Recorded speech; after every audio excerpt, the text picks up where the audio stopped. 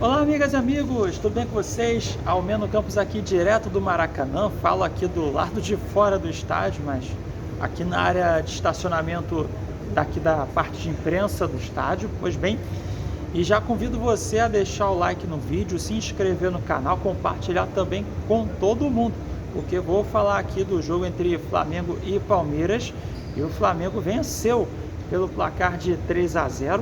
E a pergunta na thumbnail fica aí: entra de vez na briga pelo título? Na minha visão, sim, porque matematicamente também, né? O Flamengo agora está 3 pontos atrás do líder Botafogo. É claro que o Botafogo ainda vai jogar nesta rodada, vai entrar em campo na quinta-feira, 8 horas da noite, pelo horário de Brasília, vai enfrentar o Grêmio em São Januário. Mas o Grêmio também está ali na briga, né? O Grêmio está ali com 56 pontos também. Então, se vencer, vai empatar com o Palmeiras, vai empatar com o Botafogo. Então, tá todo mundo ali no bolo na disputa pelo título. O Flamengo entrou de vez nessa disputa também. Claro que o Botafogo ainda tem um jogo a menos. O Flamengo também tem um jogo a menos do que em relação aos outros. É o duelo justamente com o Red Bull Bragantino. Aliás, o Red Bull Bragantino que perdeu hoje para o São Paulo no finalzinho, pelo placar de 1-0. E o Palmeiras, mesmo com a derrota hoje aqui para o Flamengo, permanece na vice-liderança com 59 pontos, mesma pontuação do Botafogo, mas o Botafogo tem uma vitória a mais que o Palmeiras. Enfim, acredito que a gente esteja testemunhando a disputa mais intensa do Brasileirão nos últimos anos, isso sem dúvida nenhuma. Eu não lembro assim de cabeça, né, se nos últimos anos a gente teve uma disputa tão intensa na parte de cima da tabela. Acho que não.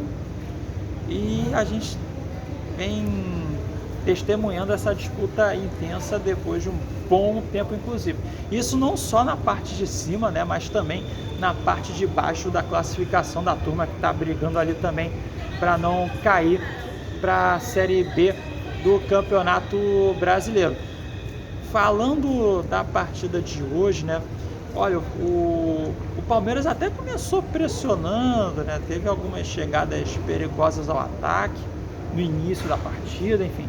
Mas logo depois o Flamengo tomou conta das ações do jogo e, obviamente, fez por merecer a vitória por 3-0. 2 gols do Pedro e 1 do Arrascaeta. O Flamengo que abriu o placar um belíssimo passe do Eric Pulgar. Teve gente em casa, que achou que foi o Arrascaeta que deu aquele passe para o Pedro, mas não, foi o Eric Pulgar, do meio de campo, deu um passe rasteiro em profundidade, encontrando o Pedro em posição legal. Aí o Pedro correu com a bola, entrou na grande área, ficou cara a cara com o Everton, e aí o Pedro deu um toque de cavadinha, rapaz, belíssimo toque, foi um nojo ali praticamente, né?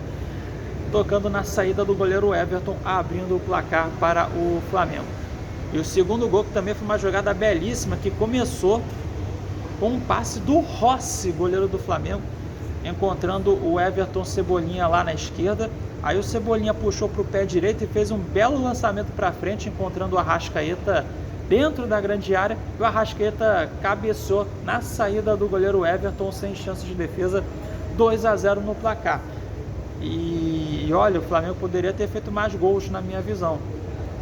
Tá? Foi um cenário até bem parecido com o que aconteceu na quarta-feira passada no jogo entre Botafogo e Palmeiras, que no caso o Botafogo abriu 3-0 no primeiro tempo, poderia ter feito mais gols inclusive, mas foi um cenário bem parecido com o que aconteceu inclusive na noite de hoje. Mas o Flamengo foi para os vestiários, 2-0 no placar. E aí no segundo tempo, o técnico do Palmeiras, o Abel Ferreira, que começou o jogo com uma formação de 3 zagueiros, acabou desfazendo essa formação, tirou o Luan, colocou o meia Luiz Guilherme, mas o Luiz Guilherme foi jogar na ponta direita, e tirou o Richard Rios, o volante, para colocar o Fabinho, outro volante. Mas logo no início do segundo tempo, o zagueiro Gustavo Gomes fez uma falta forte em cima do Arrascaeta, bem no meio de campo, e era o último homem de defesa, e com isso o Gustavo Gomes acabou sendo expulso. E aí toda a tática que o Abel, havia planejado foi para o espaço após a expulsão do Gustavo Gomes. Então o Flamengo jogou com um homem a mais em campo até o final do jogo, e com isso o Flamengo teve mais espaços para construir suas jogadas e fez o terceiro gol pelo lado esquerdo, cruzamento do Ayrton Lucas. A bola foi até logo depois da segunda trave. O Gerson de cabeça evitou que a bola saísse pela linha de fundo, mas isso acabou transformando num passe de cabeça para o Pedro, que esticou a perna direita e mandou a bola para o fundo da rede. 3-0 e fechando o placar dessa maneira. Foi uma das melhores atuações do Flamengo nessa temporada, sem dúvida nenhuma. A intensidade no primeiro tempo foi bem próxima, ou até mesmo superior, do que foi naquele primeiro tempo do 4-1 em cima do Vasco no primeiro turno, que o Flamengo venceu pelo placar de 4-0 no primeiro tempo, né? E, enfim, o Flamengo, com essa vitória, entrou de vez sim na briga pelo título brasileiro. Se tinha muito torcedor do Flamengo que não acreditava, né?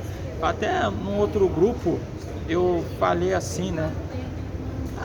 Enfim, brincando até com uma situação a respeito do Botafogo e Vasco, né? Que os torcedores do Palmeiras, do Red Bull Bragantino, do Grêmio e do Flamengo teriam que torcer para o Vasco. E aí teve um que falou assim: Flamengo, mas tem certeza?